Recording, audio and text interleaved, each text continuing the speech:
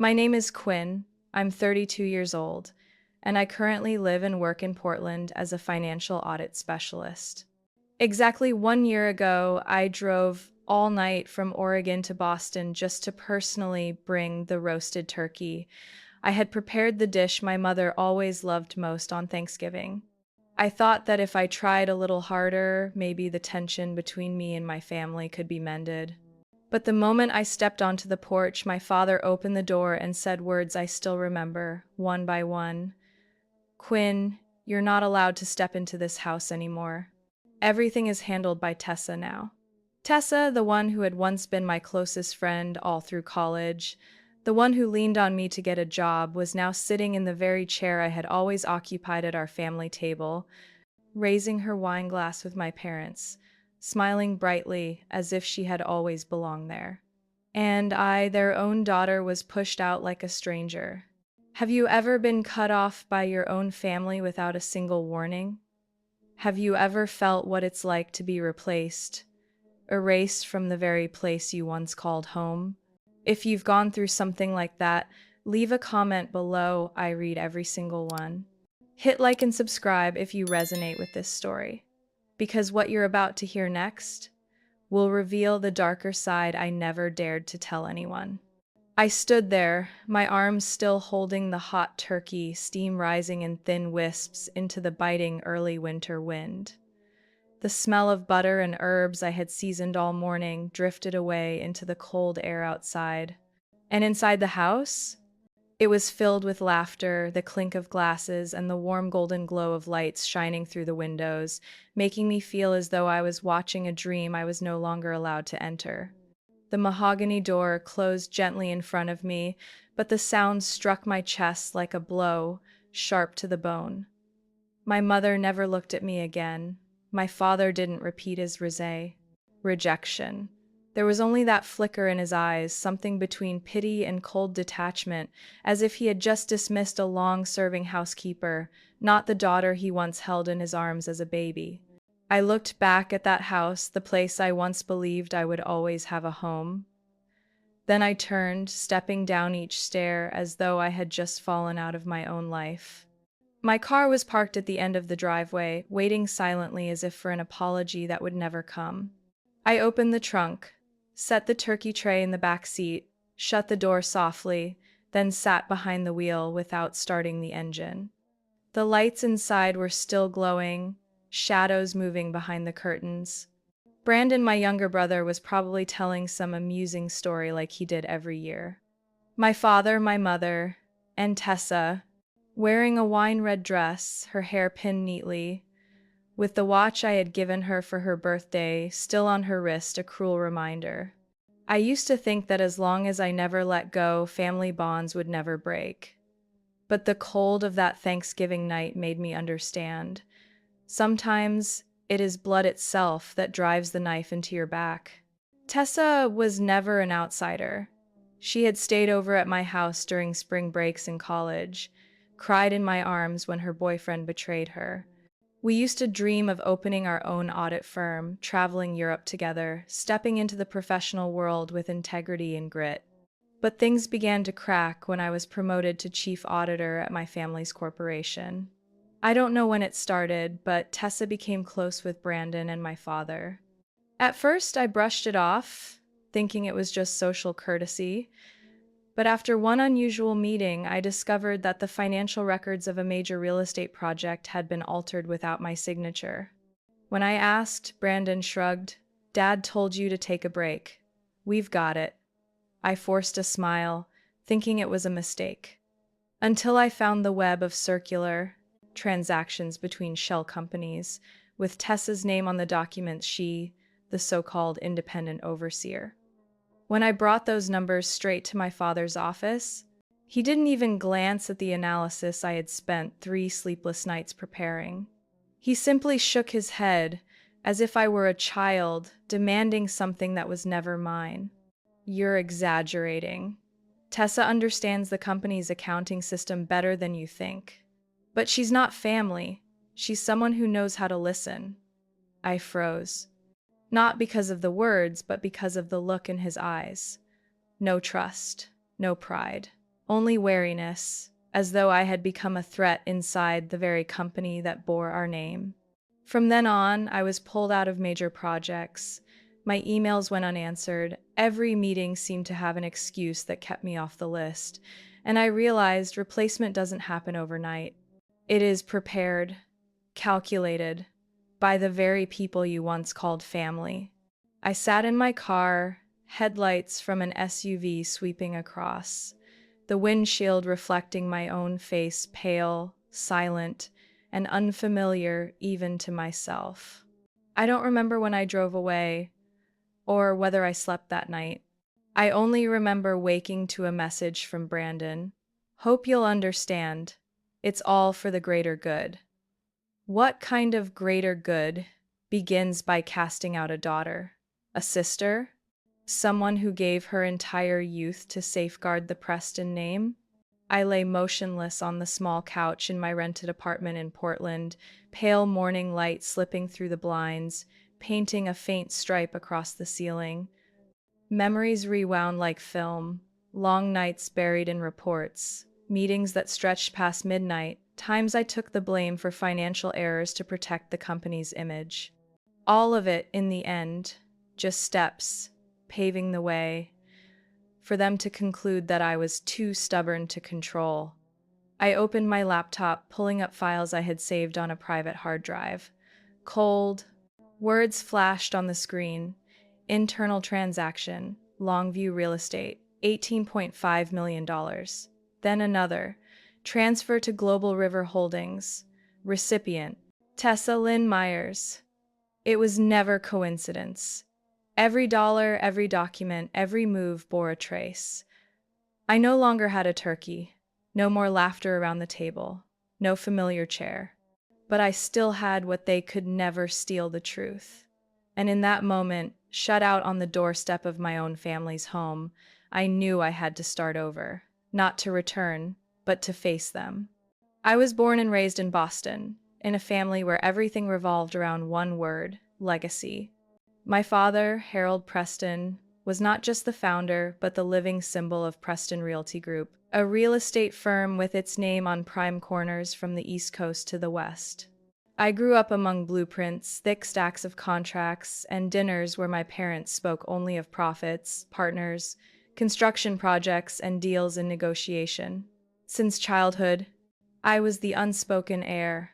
While other little girls played with dolls, I carried a tape measure to check window widths at construction sites my father toured. While friends chose art or psychology, I chose financial accounting. No one forced me. I believed that if I was good, honest, and devoted, then love and trust from my parents would naturally follow. I thought my father was proud of me. When I was accepted into the National Auditors Association, he didn't hug me, but he invited me to a major corporate strategy meeting where I sat among men with Swiss watches and silk ties. When I proposed digitizing the investment review process, he said nothing. But 2 months later, my idea was part of the Western expansion plan. I didn't need hugs. I didn't need praise. I only wanted to be part of his vision. But everything began to shift after one trip to Seattle and audit of financial reports for a new residential project. I remember spending 14 hours on planes and in cars, cross-checking every line item in contracts, every transaction recorded in the internal system. That's when I discovered the special expenses small, repeating transfers flowing into a company called Western Development Services. My throat went dry. On paper, that company had no ties to Preston Realty, but the listed owner was Brandon, my younger brother, a man who had never studied finance, a man my father had only recently pulled into the firm as director of strategic development. I didn't call. I didn't make a scene. I spent the next 2 days combing through data. I told myself it might just be coincidence. But the deeper I looked, the clearer the pattern. Money rerouted through 3 intermediaries, concealed with precision. Brandon was merely the visible tip of the iceberg. I returned to Boston and entered my father's office before dawn. He was sitting there with his coffee, the old pendulum clock ticking behind him.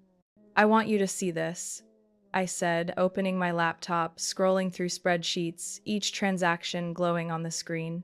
"These expenses aren't in the plan, and the final signature is Brandon's. Did you know?" He didn't look. He only sighed, soft but heavy, eyes drifting from the window. "Quinn," he said slowly, "you're going too far." "I'm not going anywhere. I'm standing exactly where an auditor should, protecting transparency." His gaze hardened, not that of a father, but a CEO gauging the threat of an internal liability. "You're a daughter. You don't need to carry that weight. Brandon understands what you don't." I stiffened. "A daughter," he said it as if it were a limit. As if it were the reason I should stay silent, compromise, let it pass, for the family. "I understand every line in this system. I understand the company's duty to clients, to the law. This is no longer just an internal matter." "And what will you do? Report us? Destroy everything over a few suspicious numbers?" He stood, hand pressing against the desk for emphasis. "This family spent decades building Preston Realty. You will not be the one to tear it down over a few numbers. They're not just numbers. They're trust." A heavy silence filled the room. The clock ticked 3 slow beats. He stepped closer, voice dropping low. "You're still young. You don't understand things don't have to be spotless to be legal. And you need to learn when to close your eyes." I shut my laptop, walked out without another word. The anger didn't flare, it condensed into a solid stone lodged beneath my ribs. From that day on, I was excluded from every meeting. No one replied to my emails. A few former colleagues began to look at me as if I were no longer part of the power structure. Brandon walked with growing confidence. Tessa, from her role as a temporary consultant, was promoted to head of the Financial Oversight Committee, even though her record had never met the standards of internal audit. And me? I was slowly pushed to the sidelines like a shadow, like a name that once carried weight but no longer had a place. No one said goodbye. No one directly demoted me. But the silence, the avoidance, and Tessa's growing presence beside my father were enough to tell me one thing. I had been replaced. And maybe it had been planned long before I realized it.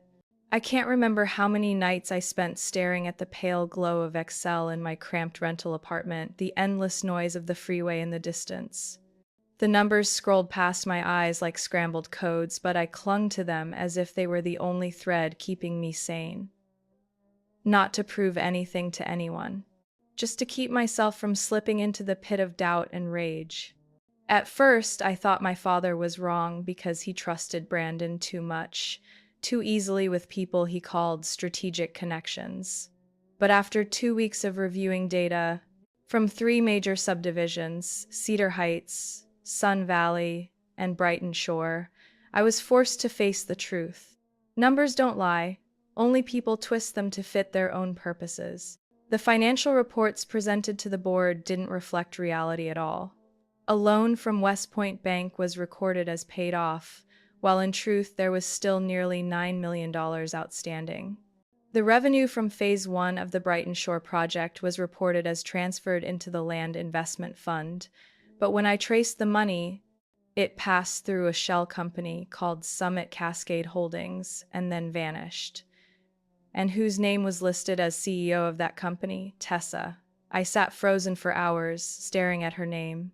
Her signature was clear on a fake land lease contract with prices inflated to 3 times market value.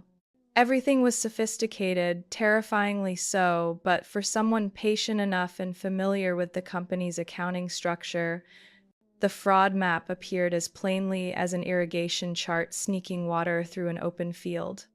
The day I brought those documents into an emergency meeting, only a few members of the Internal Audit Committee showed up. They avoided my eyes, as if one glance would make everything collapse. I opened the file on the screen, walking them through each spreadsheet, each suspicious chain of transactions, each name that didn't belong.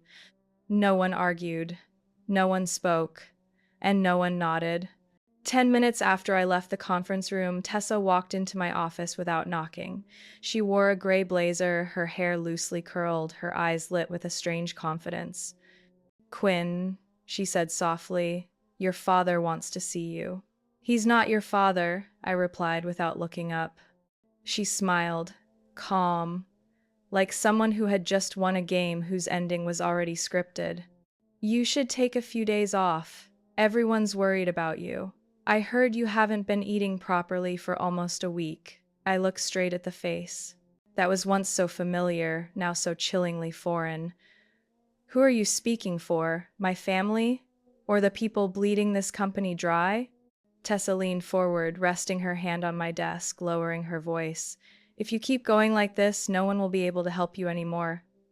It wasn't advice. It was a warning. That evening, I received an email from HR. The message was short: temporary leave to stabilize my mental state under doctor's recommendation. I had never seen a psychologist, never signed any paper about such a thing. Yet within 2 days, my name was removed from the internal system, my access card was deactivated, my work account locked.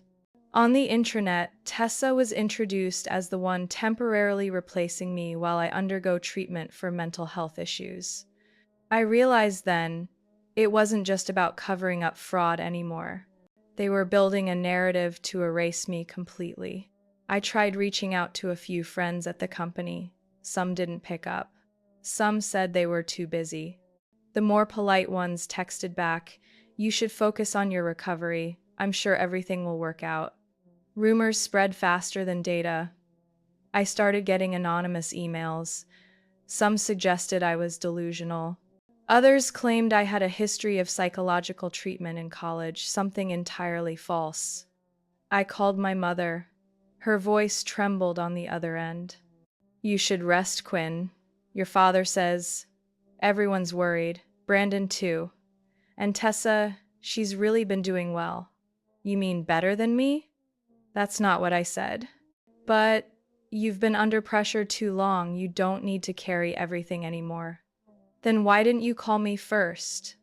Why didn't you ask if I was okay instead of believing their lies?" Silence stretched for a long time. Then she said something I'll never forget. "Quinn, sometimes silence is the only way to keep things from falling apart."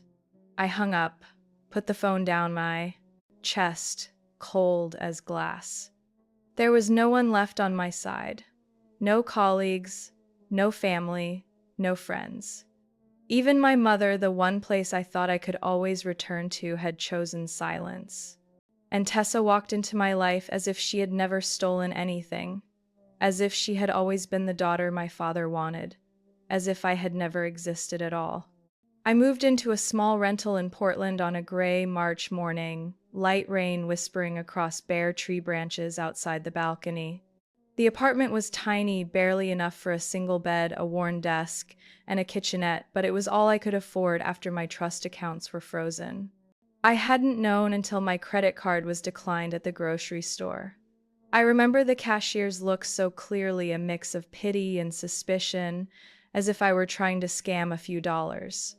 I called the bank right there in my car, my voice shaking as the rep told me the account had been placed under internal review at the request of the co-trustee. I knew instantly it was my father. The trust, left from my grandfather, was under his control as co-trustee. I never thought he'd actually freeze it, not without even a proper conversation, but I had underestimated him. It took me 3 days to scrape together what I had left. I sold the SUV I had bought with my year-end bonus 2 years earlier, pulled cash from small side accounts untouched by the trust, canceled every long-term expense, cut cleaning service, quit yoga class, and switched to morning walks at the park. I had once lived among cocktail parties, overseen hundreds of millions each quarter, been invited to speak at finance conferences in Chicago. And now I was counting every dollar at the grocery store, debating whether to replace a burned-out bulb in the kitchen. No one said it outright, but I felt the shadow on my reputation. A few loyal clients began pulling away. They emailed thanks for my dedication, then excused themselves with portfolio restructuring. Others stopped, picking up my calls, replying only with stiff, distant texts. One afternoon, while reviewing an old client's file to try convincing them to stay, I got a call from an unknown number. A male voice, polite but cautious. "Hello, Miss Quinn, this is Robert Traynor from Pender and Cole Law. I'm calling on behalf of Mr. Harold Preston." I leaned back, gripping the armrest. "He wants to extend a settlement proposal regarding your recent statements and the matter at Preston Realty. Please give me a moment to explain." I stayed silent, partly curious, partly wanting to see how low they would sink. "We've drafted a statement confirming that the data you collected and the remarks you made about the company were misunderstandings caused by work stress and misinformation. If you sign, the family will restore your trust assets, including your former condo in Beacon Hill." His voice was flat, as if reading from a cheap airline price sheet. I said nothing. "We can also arrange a closed press briefing, stating you're temporarily stepping away to care for your health. No details needed. Later, when things settle, you'll be offered a consultant role with the Preston West Real Estate Fund." I laughed, not loudly, just a bitter sound in my throat, sharp and clear. "And in exchange, I retract everything, right?" My voice steadier than I expected. "We don't use the word retract. We just want everything resolved peacefully. You're still family. Mr. Harold truly cares about you, cares about me. A father who used my name to script a mental breakdown. A father who cut my email access after one meeting I wasn't even invited to. A father who stood by as my best friend replaced me in the company, in his heart, at dinners that used to be ours alone. Thank you for passing the message," I said quietly. "I won't sign anything." Robert was silent for a few seconds, then nodded audibly. "I understand.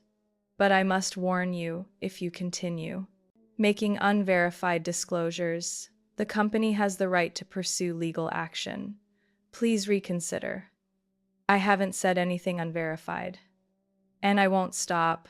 I hung up, looked around the small apartment, papers stacked high on the desk. I no longer felt the panic I once had. No more shaking hands when the phone rang. No more staring blankly at rejection emails. They wanted me gone, but I was still here, and I still had one thing they couldn't buy, bend, or freeze like a bank account: the truth. And each piece of evidence I was quietly stitching together every day. I was sitting silently, the faint hum of the vent behind me, when my laptop screen blinked with a new email. The subject line was short: "Quinn, I need to meet privately. Don't reply to this email. Meet me at Fairlane Cafe, west of Burnside Bridge, 8 a.m. tomorrow." Below was a familiar signature: Megan Preston, Internal Accounting Department. I leaned back, hands still on the keyboard. Megan, Victor's daughter, my cousin, 4 years younger. She had once been an intern when I managed the Western Division. A quiet, meticulous girl who blushed whenever she had to present in front of others. Through all the months I'd been cast out, Megan never spoke, never texted. She had slipped off my radar quietly, like everyone else in the family. I used to think maybe Megan was like the rest of them, choosing silence to survive. But that short email kept me awake all night. The next morning, I arrived at the cafe, 30 minutes early. The glass windows were decorated with red maple branches, and the morning light cast a warm glow across the dark wooden tables, softening the chill of the day. I sat at the back corner, at a table with a single chair facing the street. Megan arrived right at 8 a.m., walking softly as she always had, wearing a cream coat and her brown hair falling just to her shoulders. Her face was thinner, her eyes showing a tension she couldn't quite hide. "I wasn't sure you'd come." She sat across from me, fumbling with her gloves. "Why did you send that email?" I asked quietly. She glanced around, then pulled a small silver USB from her coat pocket, no bigger than a pebble. She set it on the table, not sliding it toward me, but her eyes told me to take it. I've been tracking irregular transactions for 6 months, but I didn't know what to do. Everyone in the department stayed silent. I once mentioned it to Uncle Harold, and he reassigned me to maintenance contracts, cutting off my access to the main system. After that, I started backing up the files, piece by piece, onto my own drive. I picked up the USB, my hand trembling not from fear, but from the feeling that, for the first time, someone was saying, "I believe you. Megan, do you realize how much you're risking?" I looked straight into her eyes. "You're still inside. You still have a future, a career." "I can't keep pretending I don't see it," she said, her voice shaking slightly. "You once taught me that numbers only matter when the people behind them have integrity." I couldn't answer. My throat tightened, partly from emotion, partly from shame. I had assumed Megan did nothing because she was afraid. But in truth, she had stayed silent to observe, to collect, to prepare for this moment. We sat quietly for a while. A waitress brought our coffee. Megan lifted her cup, gave a faint smile. The USB has detailed statements from 7 projects, copies of internal transfer contracts, signatures, transaction times, and every internal email connected to Summit Cascade Holdings. "The password is your name, in all caps." I bowed my head, pressing my lips together. Such a simple act, yet to me it felt like someone had pulled me up from a bottomless pit. On the way back, I walked through the small market at the corner.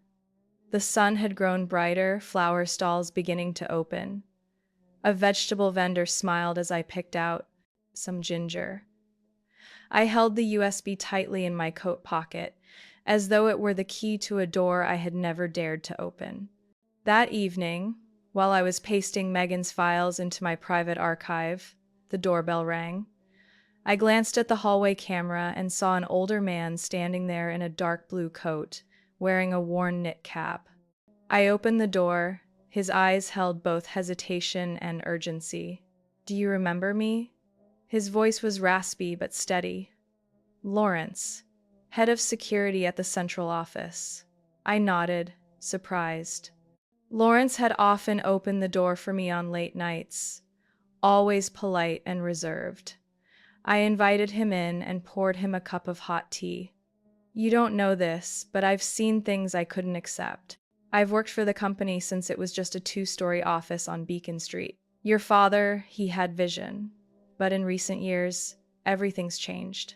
He pulled an old leather notebook from his coat. Inside were handwritten records, dates, names of visitors, times documents were moved, even requests for after-hours transfers from different departments. I recognized the signatures of Tessa, Brandon, and even my father. I was asked to deliver boxes of files to off-site addresses, never to the archive. Some nights they gave me confidential records, had me sign that they were destroyed, though I never saw them go anywhere. "Why did you keep these logs?" "Because I promised your mother, back when she was alive, that I would never let the Preston name turn into a front for laundering money.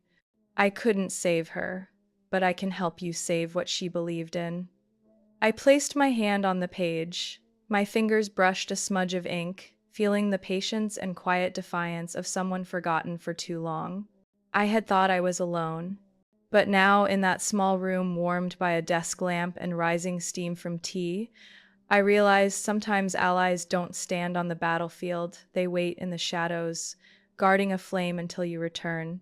2 days after Lawrence left, an article appeared unexpectedly in the morning edition of the East Coast Journal in the finance section. The headline screamed in bold: "Former Preston Realty Chief Auditor declared incapacitated under treatment for mental instability." I sat frozen at my laptop, coffee cup steaming in my hand. The cover photo was a cropped image from last year, when I stepped out of a finance conference in Chicago, exhausted after a long session. They had chosen the perfect moment to make me look like someone unraveling. The article didn't name me directly, but every detail pointed to my private life. Internal sources, unnamed relatives, Former colleagues claiming Quinn showed prolonged anxiety, refused treatment, signs of dependency on painkillers. Reading that, I set my cup down hard, the porcelain striking wood like an alarm. I had never taken anything stronger than strong coffee and the occasional acetaminophen for headaches. And the symptoms they listed, insomnia, weight loss, anxiety, who wouldn't suffer those when the entire system turns its back on you? I closed the browser, reached for my phone to call Megan, then saw 6 missed calls from Northview Bank, where I had a loan for my current apartment. I called back. The loan officer's tone lacked its usual warmth. "We need to verify some information," she said, voice flat. A third party submitted a petition questioning Miss Quinn Preston's legal and financial competency, citing alleged medical records. "As a result, we must suspend disbursement of your next monthly installment." I was silent for a moment, then asked, "Who is the third party?" "Sorry, I'm not authorized to disclose that." I hung up without another word. Within 36 hours, I lost 2 potential clients who redirected investments on private advice. A contract ready for signature was indefinitely postponed due to restructuring of the representing law firm. My former assistant texted an apology for being unable to maintain contact, hoping you understand my situation. The net they cast wasn't just isolating me, it was strangling every lifeline I had left. My small apartment felt as fragile as a dinghy in the ocean. One evening, while reviewing the past 3 years of Preston Realty's partners, the phone rang again. This time, a familiar voice. "Quinn," Brandon said, his tone drawn out with fake patience. "You really should stop. I'm calling because I still think of family." I didn't respond. "You're hurting, Dad. And Mom, too. She can't eat or sleep because of you." "Because of me? Or because she's afraid of what I'm holding?" There was a pause. Then Brandon's voice sharpened. "You used to be part of the company. You knew the rules. No one in this industry survives if they insist on staying spotless. And you chose Tessa. She knows when to keep quiet." Brandon shot back instantly. I laughed softly, not bothering to hide it. "Then tell Dad this. If I'm evicted because my credit is sabotaged, if I lose any partnership because of that article, every file I have goes straight to the SEC within 30 minutes. I heard him inhale sharply. "You can't do that." "I don't want to. But I will, if I'm pushed to the edge." I ended the call, emptiness spreading in my chest. Not rage, something else. A different kind of exhaustion, when you realize blood ties can be the very thing that pushes you deepest into the dark. The next day, I received a package with no return address. Inside was a printed copy of that article. Red circles around every mention of mental health. Tucked between the pages was a small handwritten note of 8 words. "You're digging your own grave, Quinn. No signature, none needed." I folded it, placed it in my desk drawer, and turned back to the computer screen where Megan's and Lawrence's data were being sorted by date, transaction type, and authorizing officer. Each number, each attachment, each email, all were coming together into a complete picture. It was no longer just me against my family. It had become a fight between truth and the illusion they thought they could maintain forever. I sat in the corner of Portland's public library, sunlight pouring through tall windows, the scent of old paper surrounding me. Stacks of printed files lay on the table, marked with colored pens, organized by timeline and transaction type. Megan's spreadsheets were now bolstered by Lawrence's handwritten logs, aged but precise down to the minute. On the table lay a thick, sealed envelope, packed with everything I was ready to expose. Sending an email was one thing, but I needed to face someone in person. To look them in the eye and hear them say, "You're not crazy. You're not alone."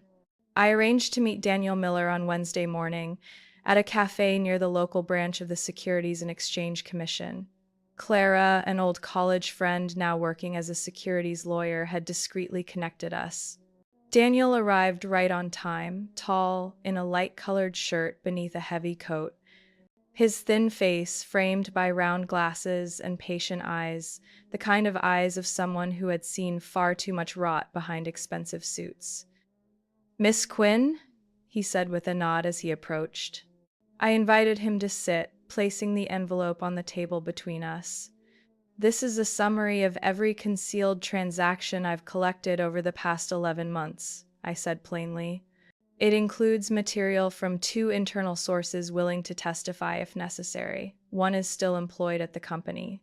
The other was a longtime employee forced into early retirement after refusing to destroy records." Daniel didn't reply. He opened the envelope, flipped through a few pages, then pulled a pen from his jacket pocket and circled several points as he skimmed my analysis. The cafe remained busy, but my world shrank to this small table and the focused gaze in front of me.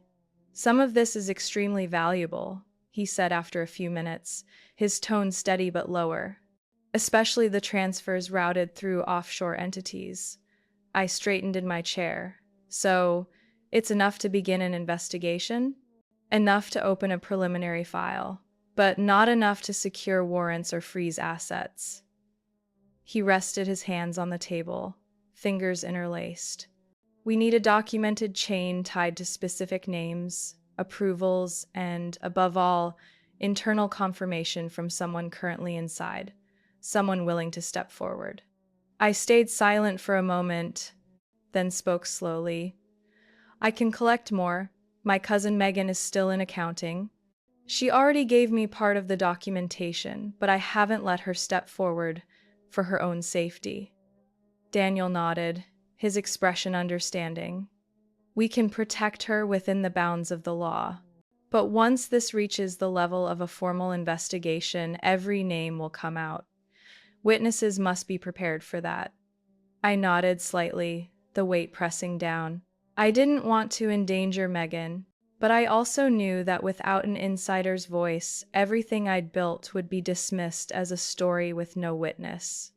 We spoke for another half hour.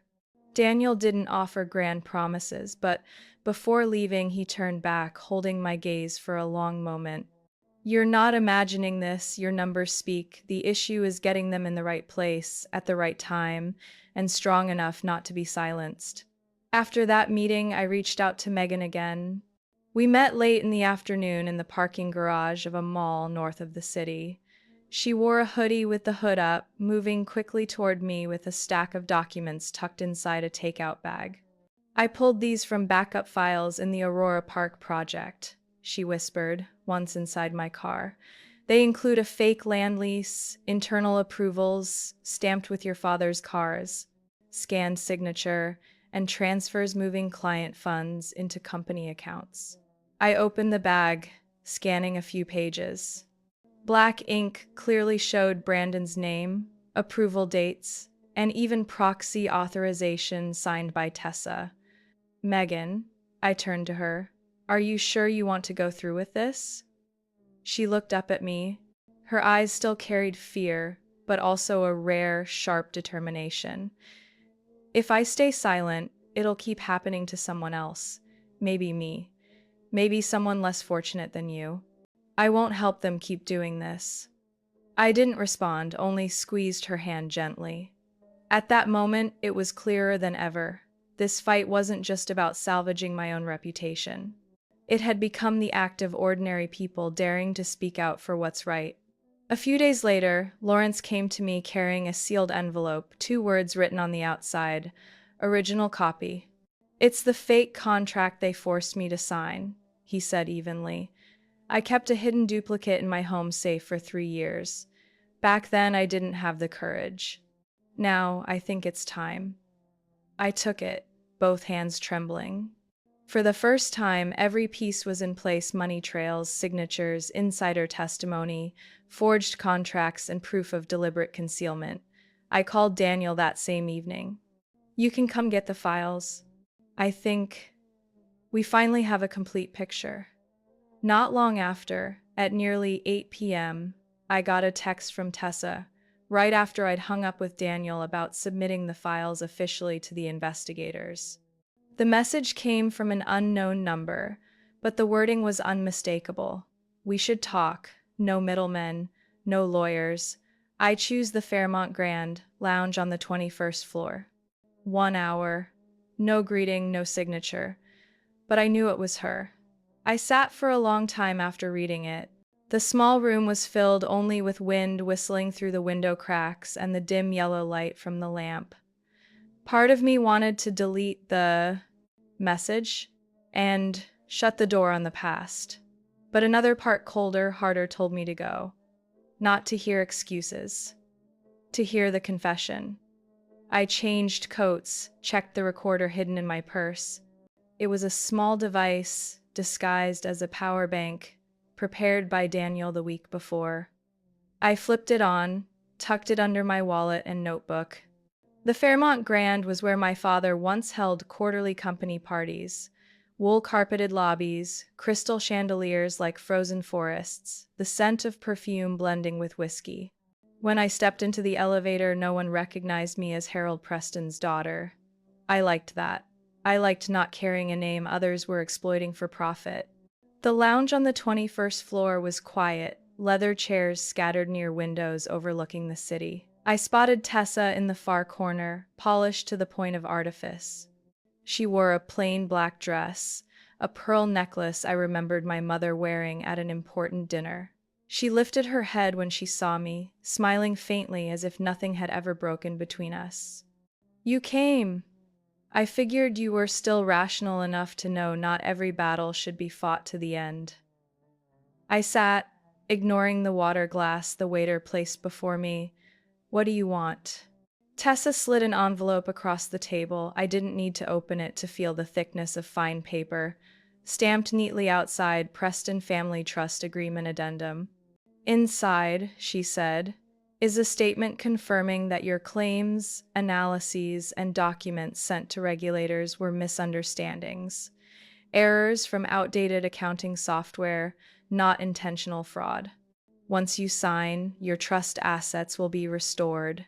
And in addition," she paused, pulled out her phone, opened a photo, and turned the screen to me. $10 million. Cayman Islands account. In your name. No tax, no trace. Transfer within minutes once your signature is verified." I looked at her for a long time, not because of the number, because of the smoothness in her voice, her movements. No shame, no hesitation. Not even a pretense of regret. "I don't need pity," I said slowly. "And I don't need your dirty money. This isn't pity. This is how your family wants to end this peacefully." "My family?" I tilted my head, eyes locked on hers. "Harold told me to replace you because you refused to shut your eyes. Every time you opened your mouth, it complicated everything." She shrugged. "Sometimes silence is the only thing that keeps an empire standing." I let her words hang in the air for a few seconds, then slowly reached into my bag and pulled out a pen. Tessa watched, maybe thinking she'd won. I didn't sign. I simply placed the pen next to the envelope, leaned in, close enough that only she could hear. "I hope you chose the right breath before going under." Her brow furrowed. I stood, picked up my bag, glanced at the table where the recorder's red light still glowed. "You should learn to tell the truth, at least for the last few times." I walked out of the hotel, heartbeat steady, steps unhurried. Night air swept across the stone-paved street, cars sliding past as if nothing had happened. But in my purse was something that would change everything. The full recording. Tessa's voice, the line she should never have said, and proof that my father, Harold Preston, had deliberately chosen to swap blood for greed. The Securities and Exchange Commission hearing was held at the Federal Building downtown. The third-floor hall, normally reserved for large-scale civil cases, buzzed with tension.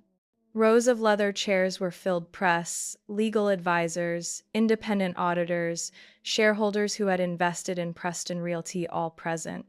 I arrived nearly 20 minutes early with Daniel Miller and a female attorney with him, named Lisa. Megan and Lawrence were seated separately for their protection, away from the Prestons. The overhead lights were stark and white, leaving no room for shadows. The left door opened. My father entered wearing his usual charcoal suit, his face stern but lacking its former confidence. Brandon followed, jaw clenched, face set like stone. Tessa came last, pale in a light cream coat. She didn't look at me. A man from the SEC's hearing committee stood, opening a folder, his voice clear and measured. "We will begin with the statement from the whistleblower." Daniel rose, gave a polite nod, then gestured for me to step forward. I opened the file before me, my palm dry against the paper. "My name is Quinn Preston, former chief auditor of Preston Realty Group." I spoke evenly, no force needed. The truth had its own weight. For nearly 2 years, I have witnessed and then verified the existence of a parallel financial system deliberately designed to siphon profits from investment projects into shell companies. The names leading these entities include Brandon Preston, Tessa Lynn Myers, and several others tied directly to the executive board. I presented each piece of evidence in order, cross-referencing Megan's documents, internal memos, the forged contract Lawrence had been forced to sign, and finally, the recording from that night at the Fairmont Grand. An investigator pressed play. The room went silent as Tessa's voice filled the air, sharp and undeniable. Harold told me to replace her because she refused to shut her eyes anymore. Every time she opened her mouth, everything got complicated. When the recording ended, no one moved. Only the low hum of the air conditioner buzzed overhead. The SEC representative gave a small nod, then turned to Megan. "Are you ready to swear your testimony?" Megan rose, her hands trembling slightly, but her voice steady. "I am an internal accountant at Preston Realty. I confirm that I was instructed to alter the profit reporting system to favor projects that were running at a deficit.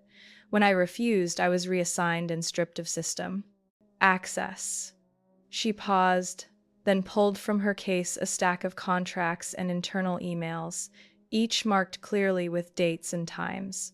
Next came Lawrence. He stepped out from the rows of seats, holding the old notebook I had once seen on a windy afternoon.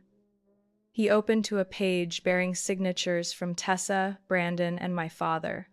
I was chief of security for nearly 20 years. My duty was to ensure safety and control access to documents.